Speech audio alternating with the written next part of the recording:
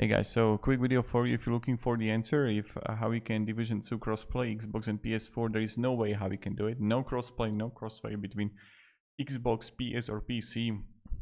Straight up information for you if you're looking for the answer. The answer is no, because there are plenty of fake articles, AI made articles. I just want to make this quick and effective video what you can actually get if you are looking for Division 2 crossplay. There isn't a way how you can crossplay it.